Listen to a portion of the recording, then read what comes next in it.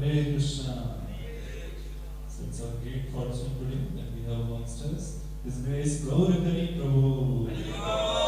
So Prabhuji is practicing Krishna consciousness for last more than 45 years. And Prabhuji is served in many temples around the world. Little less. Today's Prabhuji is here. So it's our great fortune. Let's welcome Prabhuji by chanting Hare Krishna, Hare Krishna, Krishna Krishna, Hare Hare, Hare Rama, Rama Rama, Hare Hare. We also would like to welcome His Grace Dhara Prabhu, who is from Ukraine. So Prabhuji is here. From Czech Republic. So Prabhuji is from Czech Republic. So, and he's the disciple of His Holiness Bhakti Swami Maharaj. So let's welcome Prabhuji also by chanting Hare Krishna, Krishna Krishna, Hare Hare, Hare Krishna, Hare Hare. Not. I just adjusted it, because I want to have some freedom of movement, so that I'm not pinned up against it.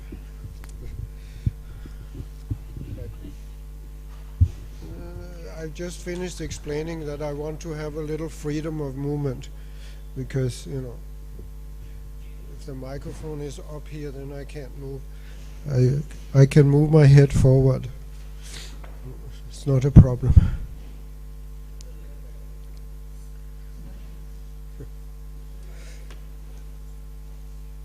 Jaya Radha Madhava Kunja Bihari,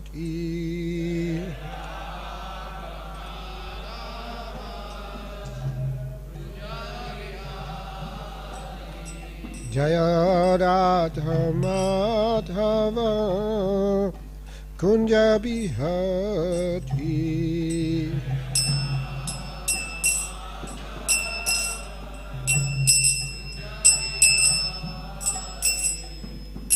Gopi Jana Vallabha Girivaradhari,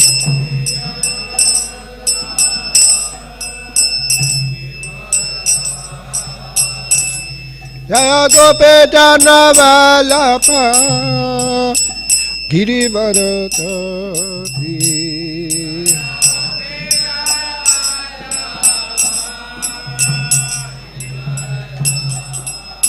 Yashodanandana Pradajanadanjana,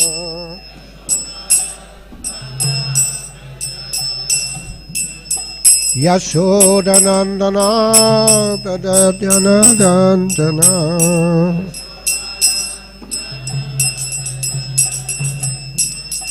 Yamunachiravanachari,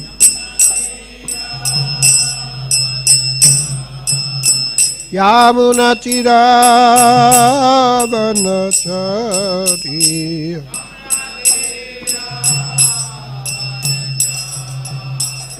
Jaya Radha Madhava Kunja Bihari,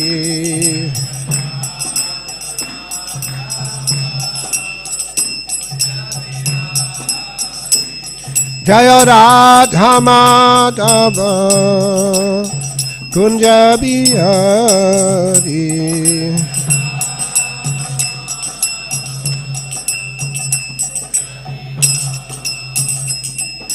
Gopi Jana Vallabha Girivaradhari,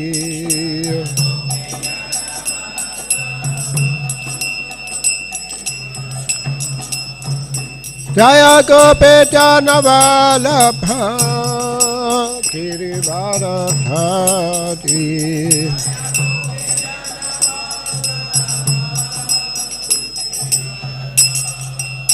Yashodanandana Pradajanadanjana,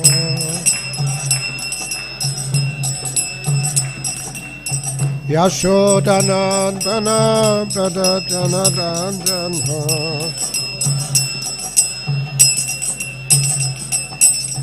Yamunatiravanachari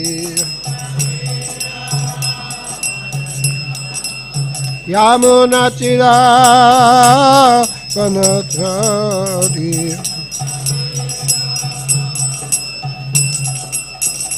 Jaya Radha Madhava Kunja Bihari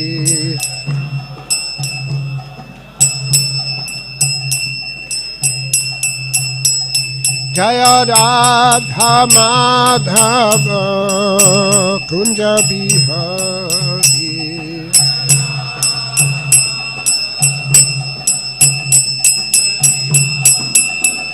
Jaya Radha Madhava Kunja Bihari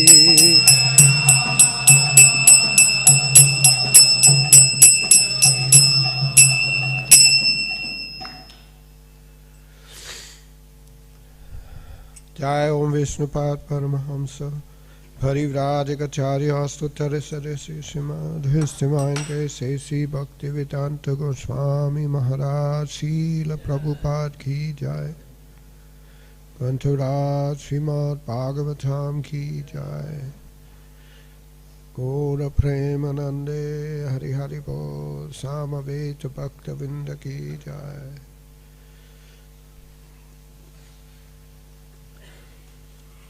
Om Namo Bhagavate Vasudevaya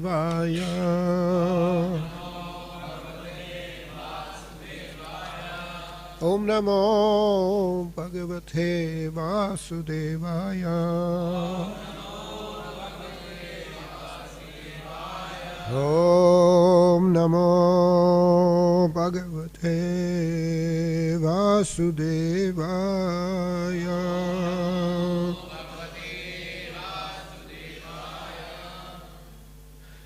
Reading from Srimad Bhagvatam, Canto 3, Chapter 32, Text 16. Chapter is called Entanglement in Fruitive Activities. Ye tu iha asakta manasa karmasu shraddhaya anvita kurvanti aprasidhani nityani api cha Krishna shaha etviha sakta manasa karmasu sadhayanmitaha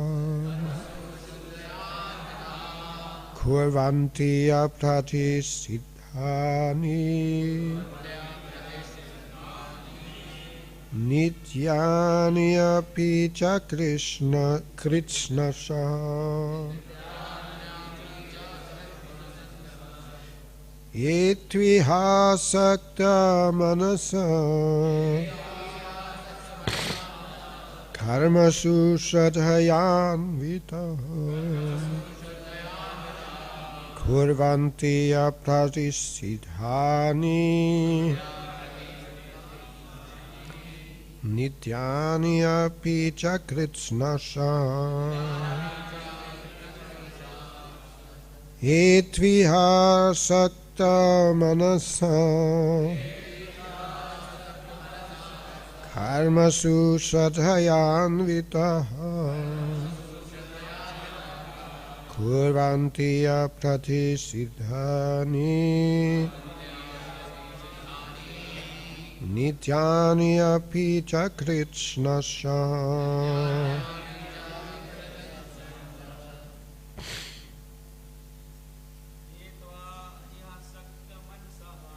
etviha sakta manasa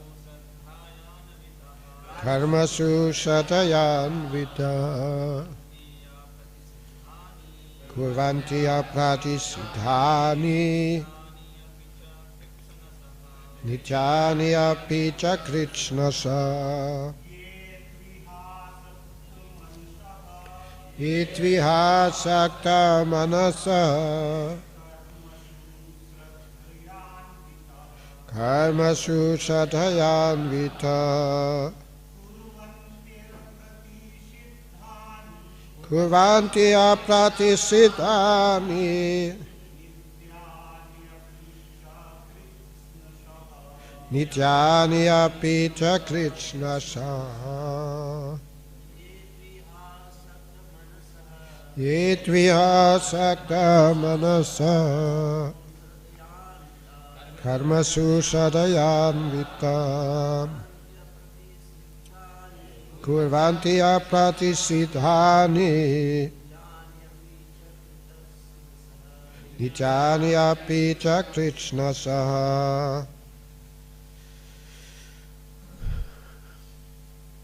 Any of the ladies?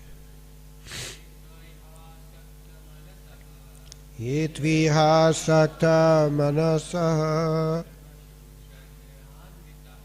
karmasu sadhayanvita kurvanti apratisiddhani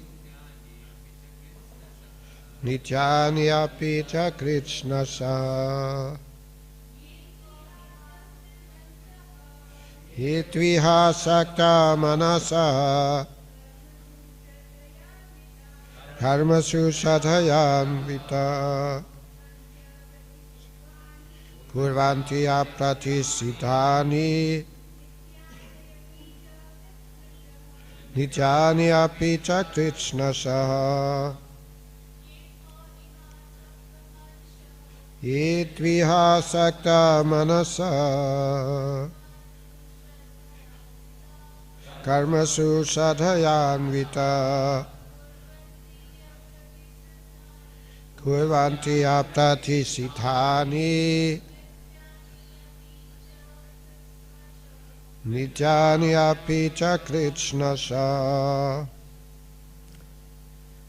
Ye, those who to but iha in this world asakta addicted manasaha whose minds karmasu to fruitive activities sadhaya with faith anvitaha endowed kurvanti perform apratisiddhani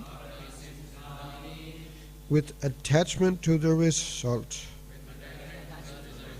nityani prescribed duties api certainly cha and Krishnasa repeatedly. Translation: persons who are too addicted to this material world execute their prescribed duties very nicely and with great faith. They daily perform all such prescribed duties with attachment to the fruitive result. Purport by Srila Prabhupada. In this and the following 6 verses, the Srimad Bhagvatam criticizes persons who are too materially attached. It is enjoined in the Vedic scriptures that those who are attached to the enjoyment of material facilities have to sacrifice and undergo certain ritualistic performances. They have to observe certain rules and regulations in their daily lives to be elevated to the heavenly planets. It is stated in this verse that such persons cannot be liberated at any time. Those who worship demigods with the consciousness that each and every demigod is a separate god cannot be elevated to the spiritual world. What to speak of persons who are simply attached to duties for the upliftment of their material condition?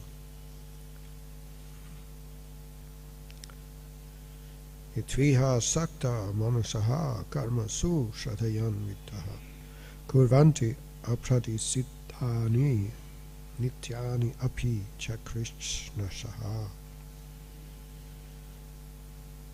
Persons who are too addicted to this material world execute their prescribed duties very nicely and with great faith. They daily perform all such prescribed duties with attachment to the fruitive results.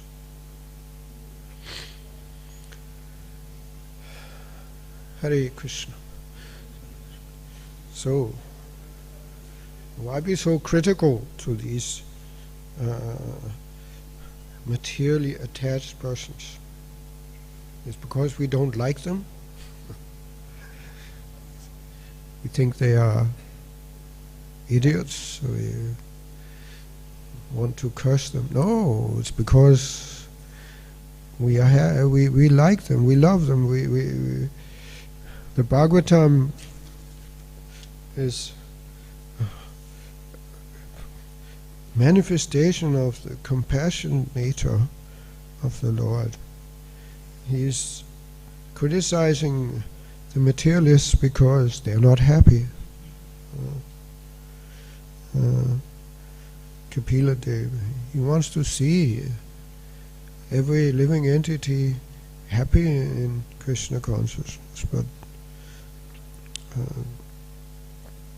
they are not happy. Nobody is happy here. As in the next verse it says, Rajasa kunta manasaha kamatmano jitendriya pitrin yajanti anudinam grihis apiratha shayaha. Such persons, impelled by the mode of passion, are full of anxieties and always aspire for sense gratification due to uncontrolled senses. They worship the forefathers and are busy day and night improving the economic condition of their family, social, or national life. Yeah. Sada samutmigna diyam asakrahat. As Prahlad Maharaj said, that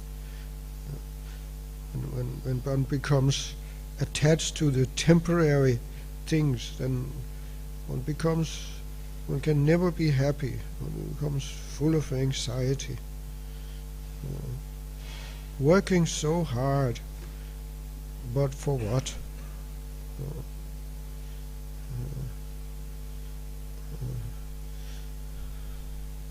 As Maharaj Vishwabadeva, Nayam deho deha bhajan nriloke kastan kaman ahate vid pujam.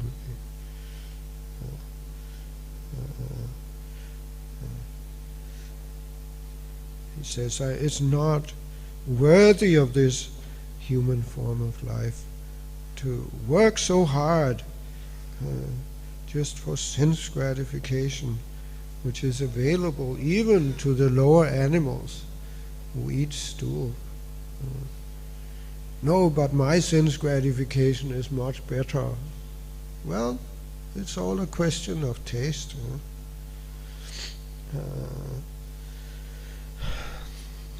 The lower animals, they are very happy eating stool. They think they are having a feast.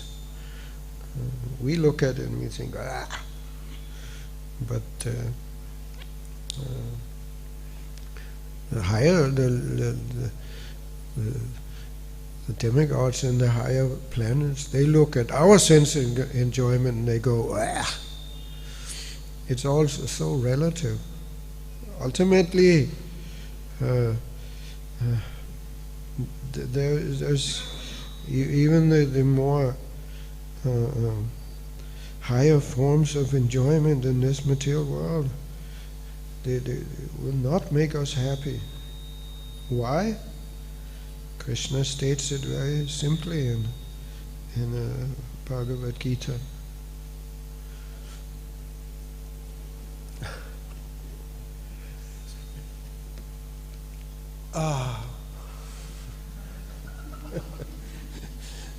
Now I'm happy. No, this is not happiness. There's only suffering here. In Krishna consciousness, we are actually, I think it's a little too loud. Actually, we should be happy. If devotees are not happy, then there is something wrong. There was last time I met Bhakti Charu Maharaj. There was in Juhu. He came there and he gave a brahmachari class, and one of the brahmacharis asked some question. I don't remember exactly something about that sometimes we are feeling so much anxiety. There are so many.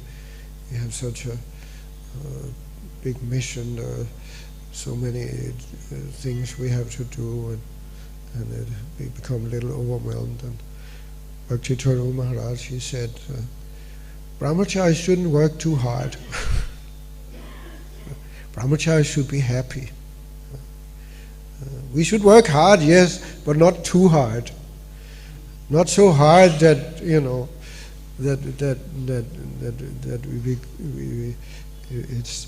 we become full of just anxiety and stress. And we should be happy. That's important.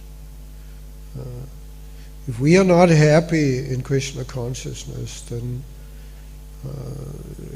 it becomes hard in the long run to go on with devotional service. Yes, the goal is not to enjoy, but the goal is to be happy. Once Srila Prabhupada, he was asked somebody, I think it was a guest who, in a room conversation, and asked, what is the goal of life? And Prabhupada said, to enjoy. And the devotee is a little surprised. I thought we were not supposed to enjoy. Yes, no, we are supposed to, but we should just learn how to enjoy. As Rishabh Dev also points out in the same verse, which I quoted, the first part. The second part goes, Tapo divyam bhutaka yena shudyat yasmat brahma saukyam tvanantam. That this human form of life is not meant for working hard simply to enjoy the same type of enjoyment the lower animals are after. Rather, in this human form of life, we should perform transcendental austerity, which enables one to taste transcendental happiness, which is eternal. Not only are we meant to enjoy, but we are meant to enjoy eternally. Not this enjoyment that has a beginning and an end, because there is some enjoyment, yes, but actually that enjoyment is actually the root cause of our suffering, simply because it has a beginning and an end.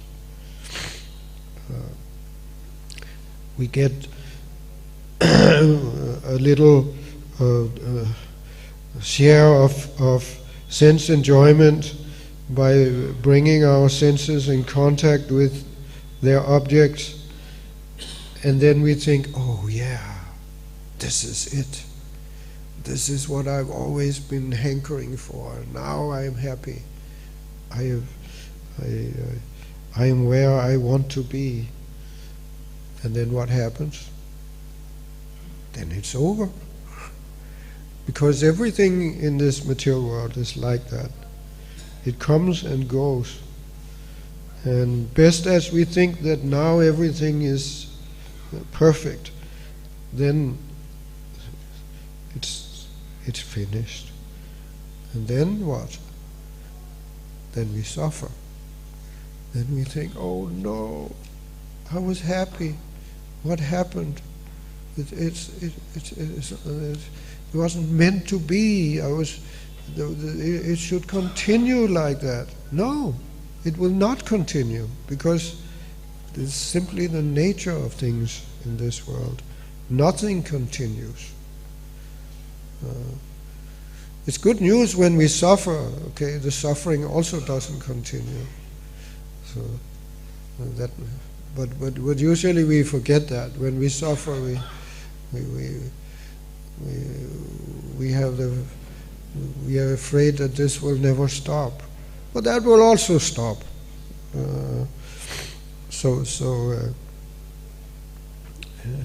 That is the way of things here, and we should not derive our happiness from these things, these temporary things. We should try to find the source of eternal happiness, which is actually what we are longing for. That is what the Bhagavatam is urging us to try to understand. There is happiness, there is eternal happiness, there is unending bliss, but just learn how to taste that happiness. Don't go for the false happiness of this material world. That is actually the message that we get from the Bhagavatam. Not that we are not supposed to be happy or enjoy. No, that is a misunderstanding. Our process is not one of artificial abnegation or self-torture or something like that.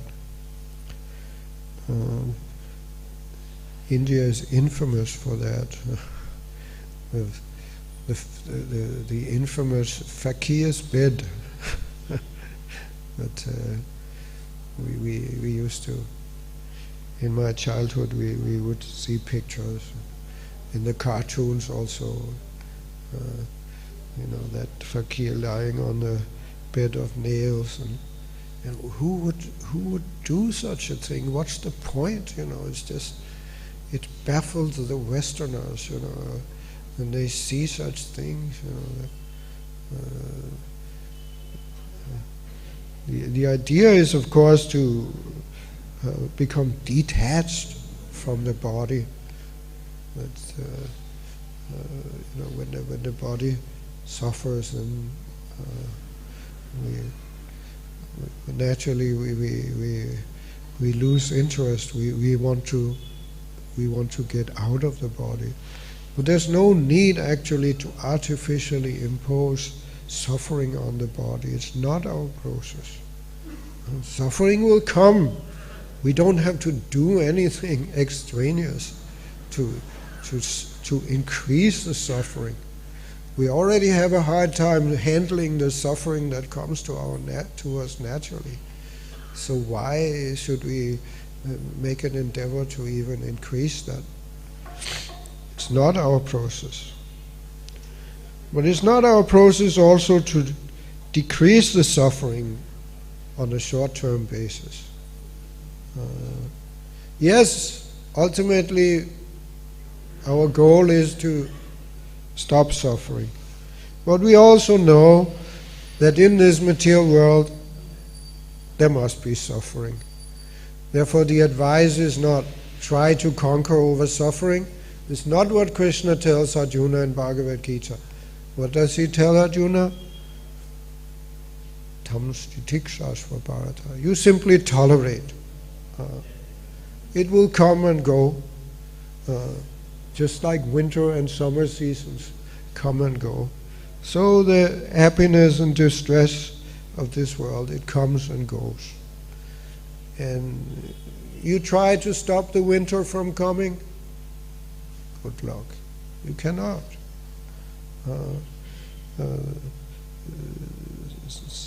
Similarly, even everything may be okay externally, there's no external cause of suffering, but sometimes the mind, just due to the nature of the mind, we become depressed.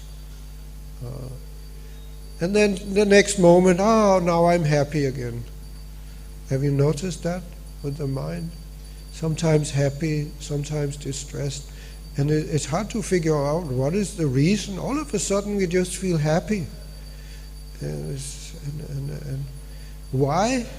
I don't know. And we should be a little introspective and understand I'm not this mind.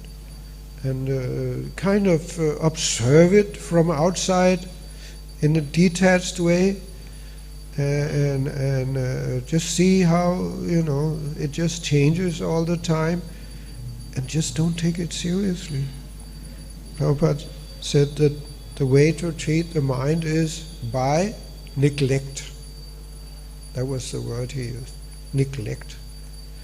Just don't take it seriously. Don't even think about whether you are happy or distressed. It's not what life is all about. How I feel now on a short term. No, what should we think about? Doing our duty. Remember what is the purpose of life. Try to remember, I'm Krishna's servant. What does that mean? It means Krishna should be happy. I should somehow see what can I do to cheer Krishna up. Well, Krishna is always happy. What's the question of? No, but Krishna can become more happy. There's no limit to Krishna's happiness. And we should want to be part of, the endeavor to make Krishna more happy. Then we will find that our own happiness is automatically included. There's great bliss in suffering for Krishna. That's what Rishabdev says. Tapo divyam. Prabhupada says in the purport, one should practice voluntary suffering for Krishna. Not that it doesn't mean that we should become fakirs and rely on it. No, it just means we try to do something to please the Lord, make an endeavor, try to spread the glories of the Lord, and it implies suffering, because anything we try to do in this world, it means there is suffering involved.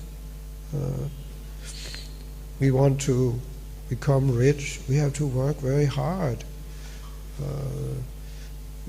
So many anxieties, so much trouble. People, they do all kinds of things, like it's explained here, the materialists. They work so hard. Their goal is to be happy. But to become happy, they accept suffering in the short term. So, because actually you can analyze in that way. Mode of passion means you take on suffering for the sake of enjoying later on. Mode of ignorance means you just want to enjoy. You cannot accept that I have to suffer now in order to enjoy later. I just want to enjoy. No suffering at all. That's mode of ignorance, actually. Mode of goodness. What is mode of goodness? You understand there's no happiness in the material, on the material platform. In this material world, there's no happiness. The only happiness is to understand that I'm not part of this material world. Unless you understand Aham Brahmasmi, you're not even mode of goodness. The mode of goodness is characterized by knowledge. If you don't know I'm not this body, you are ignorant. You don't have any knowledge. And that's the beginning of knowledge. Anyway, a devotee, he takes on so much trouble just for Krishna's for Krishna's satisfaction, and in that endeavor he actually enjoys. Why? Because he's feeling Krishna's blessings. When we actually give up our selfish interest for the sake of Krishna's pleasure, that is the proof that we actually are serious in spiritual life. We are seriously willing to go out of our way to make Krishna happy. And Krishna, Prabhupada also said once, Krishna wants to see how painstaking the devotee is in his service. Therefore sometimes we are tested. Many examples we see in the Bhagvatam itself, how devotees have been tested by the Lord. Krishna just wants to see how serious we are in devotional service. And when he sees, when the devotee passes the test, then there is no limit to the blessings that Krishna will shower upon us. In the 10th canto, one of the later chapters, Maharaj Yudhishthira is asking that why is it that devotees they apparently they suffer, they have to undergo so many hardships. Of course, he himself was an example. How many hardships the Pandavas had to go through.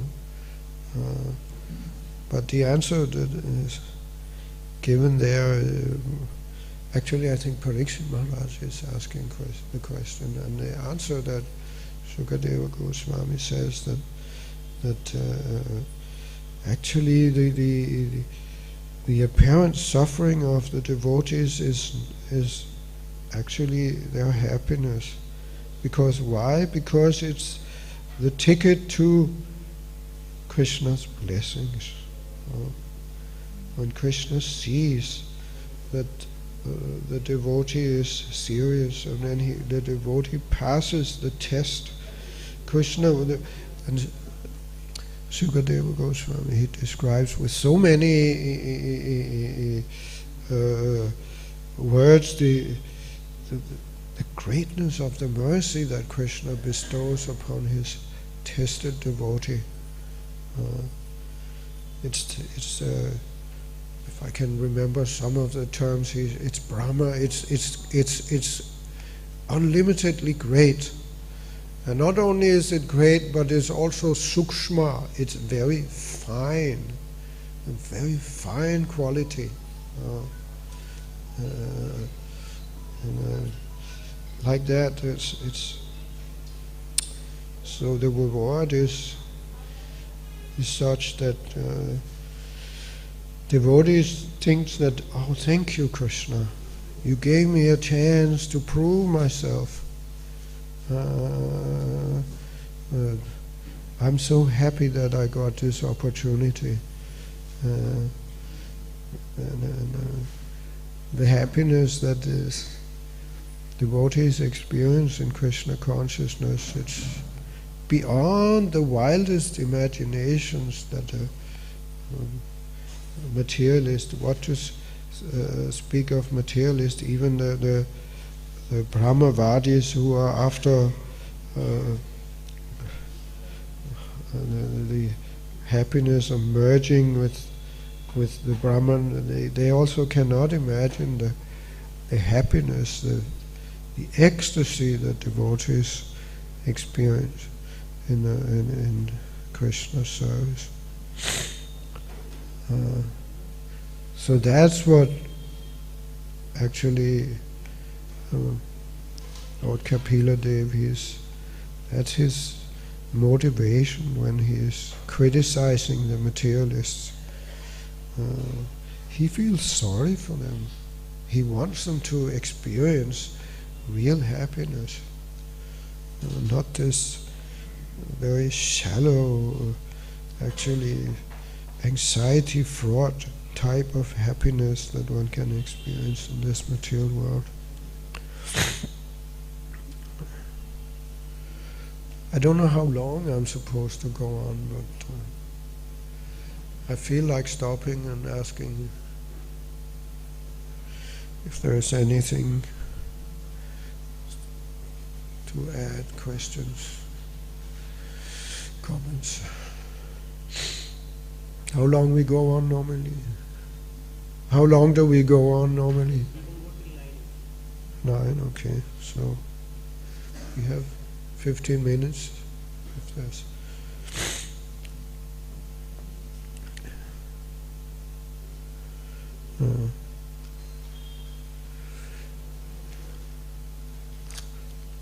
There's so many examples we could talk about from the Bhagvatam, from just like you can just take the example of Bali Maharaj.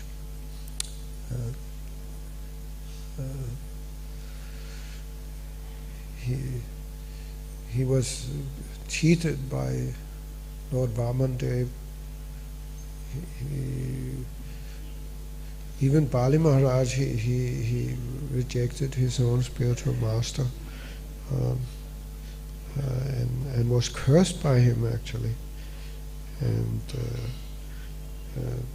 but externally, Lord Vamandev only added injury to insult. Normally we said you add insult to injury, but in this case it was kind of opposite. He had been already cursed by Shukracharya, and what did Vamandev do? He didn't say, "Oh, very nice, you passed the test, you didn't follow your spiritual master who told you not to fulfill your promise to give me 3 steps of land." No, he took all of everything Bali Maharaj had with 2 steps and then criticized him for, "What?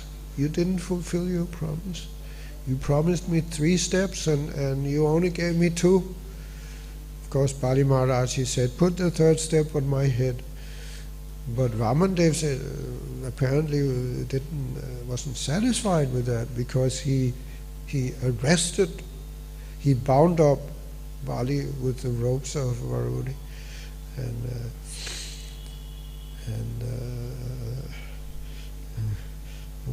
continued to criticize him, and to make it even worse, Bali Maharaj's wife also criticized him. It must have been very difficult. I had similar experience in my life. I had some troubles with the devotees, and then my wife said, "Yeah, they're right. you are not." Oh, that was too much. But Bali Maharaj also, his wife criticized him. "Who are you? You think that, these things belong to you? You have nothing belongs. Who are you? You're so puffed up. You think you have something to give away."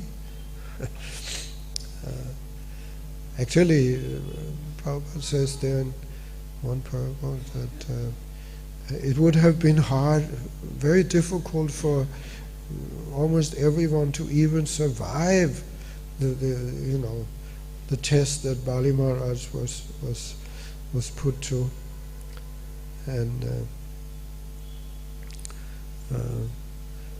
but Bali Maharaj, he passed the test, and what was the reward?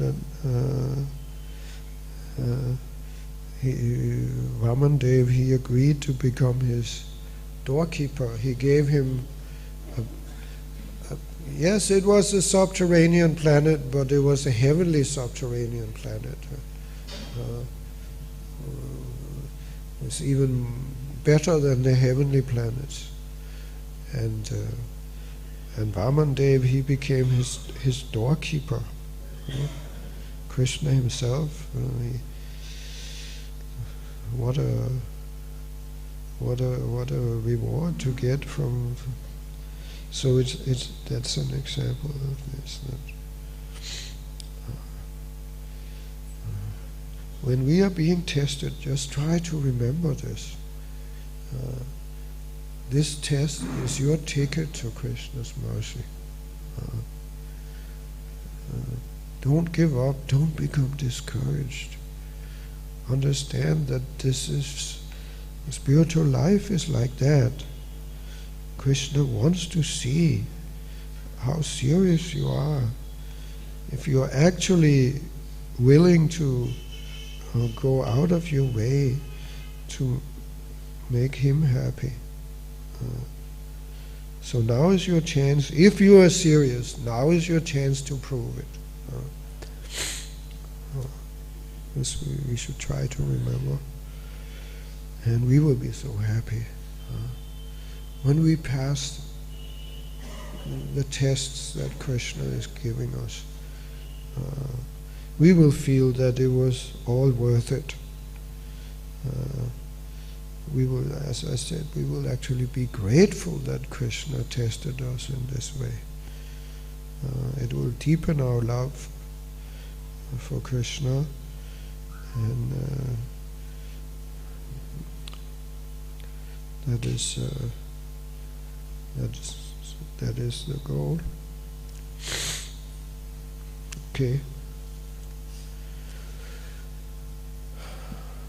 Hare Krishna.